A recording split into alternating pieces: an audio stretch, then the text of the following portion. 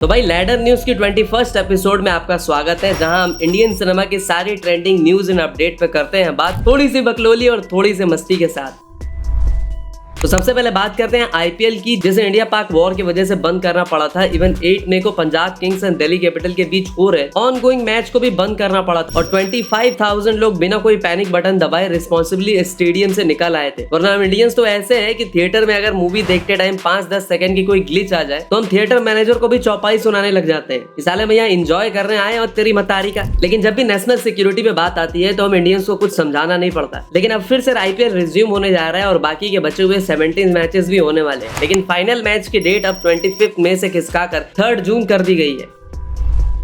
अब क्रिकेट की बात हो ही रही है तो अपने चीकू बाबा भी टेस्ट क्रिकेट को 14 साल बाद अलविदा कहने वाले हैं और 14 साल में उन्होंने 123 मैचेस खेले हैं, जिसमें से 68 एज अ कैप्टन और लगभग 9,230 रन भी बनाए। वैसे एज अ क्रिकेटर नहीं, as a captain India all time best captain आप किसे मानते हो और क्यों, कमेंट में बताओ।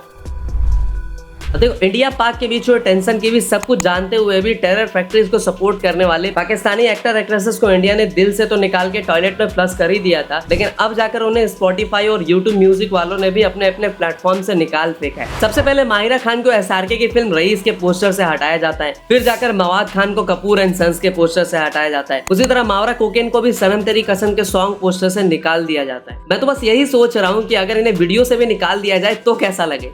तो करना जरा सोचो कि इधर से एसआरके कह रहा है कि तेरी खातिर तड़पे पहले से ही, क्या उसे तड़पाना वो जालिमा, और जालिमा को हम हाइड कर दे, बेन स्टॉक मजा नहीं आएगा। अच्छा बात नहीं है। तो अब बात करते हैं हाई की, अरे मेरा मतलब अंधेरी रातों में तेरा दिया मेरे हाथों में लेके निकलने वाले बिग बी की। तो ये सारे सोशल मीडिया पोस्ट के नंबर्स इस तरह गिना करते हैं जैसे रात में जया जी पूछती होगी कि आज कितना टाइम स्पेंड किया सोशल मीडिया पे, कितने पोस्ट किए, किसी को स्टॉक तो नहीं किया। जोक्स अपार्ट, बिग बी जैसे महानायक कहे जाने वाले इंसान ने इंडिया पे हुए इतने बड़े अटैक के बाद चीजों को इस तरह इग्नोर किया जैसे उन्हें कुछ पता ही ना हो। इसी पर जब जनता भड़की तब जाकर अपने हीरा ठाकुर नींद से जागे और ट्विटर पे पोस्ट किया। तो अब चलते हैं चेन्नई एक्सप्रेस पकड़ के तमिल सिनेमा की ओर, जहां से लोकी भाव ने अपने फिल्म लियो और मास्टर दोनों को लेकर अनाउंसमेंट की है और इन्होंने यहां तक कहा है कि he prefer to do Master 2 with Vijay Thalapathy rather working on Leo 2। अगर क्यों? देखो, लोकेश भाई साहब का कहना है कि उनके पास मास्टर 2 के लिए एक सॉलिड ताजा तरीन जोहरा जमीन माने फुल मसालेदार स्क्रिप्ट प्रेजेंट है, जिसे वो थलेपति को प्रेजेंट करने वाले हैं। और जब उन्हें लियो 2 के बारे में पूछा गया तो ही सेड की देखो, लियो से पहले मेरे पास एलसीयू की ही दो सीक्वल्स प्रेजेंट है, पहले कैथी 2 और उसके बाद विक्रम 2, और इन सब के बाद ही मैं लियो 2 में हाथ लगाऊंगा, वरना लियो के दियो पड़ जाएंगे। और वो थलापति को एलसीयू के फ्यूचर प्रोजेक्ट्स में कैमियो करने के लिए भी बोलेंगे। इससे एक बात तो प्रूव हो जाती है कि थलापति इलेक्शन हारने वाले हैं और फिर से फिल्में करने वाले हैं। मतलब भाई थलापति को अपने फैन से इतना झूठ नहीं बोलना चाहिए। खैर, लोकेश भी कम नहीं है, उन्होंने भी एक टाइम पे कहा था कि मैं बस 10 फिल्में करूंगा फिर मस्त अंडमान बीच पे सेटल हो जाऊंगा। झूठ बोलो। अब भाई देवरा कोंडा की वीडी 14 को लेकर भी एक अपडेट आई है। देखो, काफी टाइम से देवरा कोंडा ने एक फुल फ्लेज सक्सेसफुल फिल्म नहीं दी और लाइगर से बॉलीवुड में अपनी बेइज्जती वो अलग करवा चुके हैं। ऐसे में VD 14 gonna be set in 1854 to 1878, a saga film of strength, war and destiny begins. अभी तक तो ये प्रोजेक्ट अनटाइटल ही है, लेकिन शायद इसका नाम रंगाबली हो सकता है। अब देखने वाली बात होगी कि देवरा कोंडा को ये film pan India star establish कर पाती है या नहीं। वैसे उनकी डब्ड फिल्मों से नॉर्थ में लोग उन्हें अच्छे से जानते हैं, बट ये तो देखने वाली बात होगी कि लाइक अदर तेलुगु स्टार उनकी फिल्मों को टिकट खरीद के लोग थिएटर में देखने जाते हैं कि नहीं। अब बॉलीवुड से भाई एक और बहुत बड़ी और बहुत ही अनएक्सपेक्टेड कोलैब की न्यूज आ रही है, जहां अक्की इस बार प्रदर्शन के अलावा सीधा बॉलीवुड के फेमस डायरेक्टर यानी राजू हिरानी के साथ भी बोट में सवार होने वाले हैं। वाले ने घुटने टेक दिए। मैं नहीं मानता।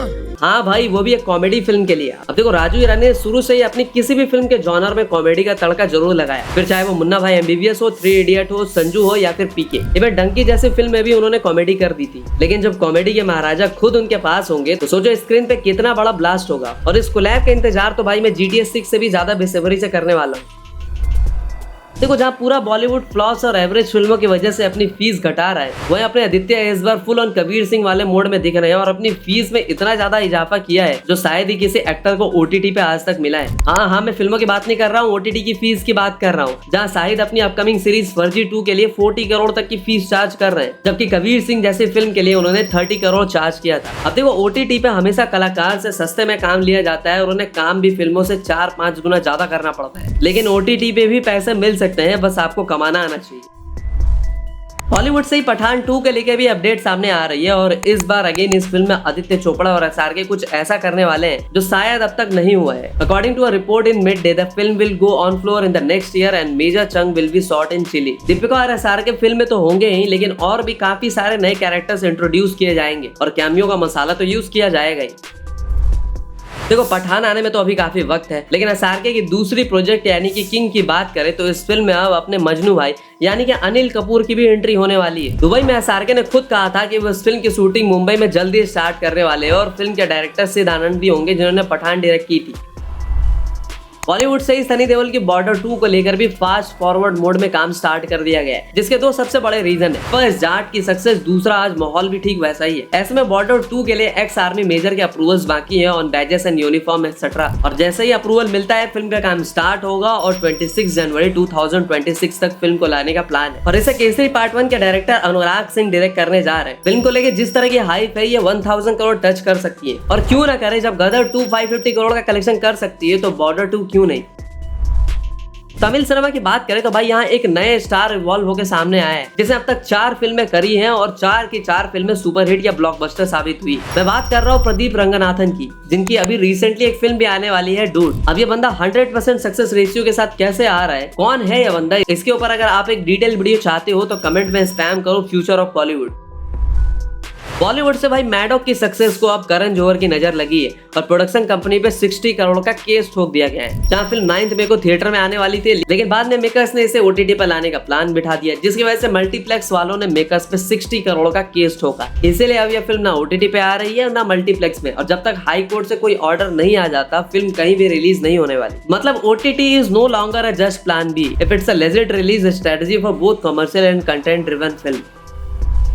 बात करें अपने देसी पिंक मैन की, माने आर्यन खान की, तो भाई इनके डायरेक्शन डेब्यू वाली नेटफ्लिक्स सीरीज यानी कि द BA***DS ऑफ बॉलीवुड ने बॉलीवुड के बड़े बड़े कलाकार को कैमियो होने वाला है, जिसमें आलिया सारा से लेकर रणवीर और इवन भाईजान यानी सलमान भी होने वाले। देखो इनके पापा ने एक फोन घुमाया होगा कि अरे लड़के की डायरेक्शनल डेब्यू है, सब मिलके उसे थोड़ा सपोर्ट कर दीजिए। सारे आ गए होंगे। अगर हॉलीवुड से भी लोग इस सीरीज में कैमियो कर रहे हैं आ जाए तो मैं ना चौंकूंगा, और मैं तो कहूंगा कि सीरीज का छोड़ो यार, कैमियो का ही सीरीज बना दो। ऐसा क्रॉसओवर सीरीज बनाओ जो पब्लिक ने आज तक नहीं देखा है। Korea, Chinese, Japanese, Hollywood, south सबका कैमियो करा दो, पब्लिक स्टोरी से ज्यादा कैमियो देखने में बिजी हो जाए। लेकिन एक मिनट, ऐसा तो ऑलरेडी हमने कहीं देखा है। अरे हाँ, याद आया, ओम शांति ओम।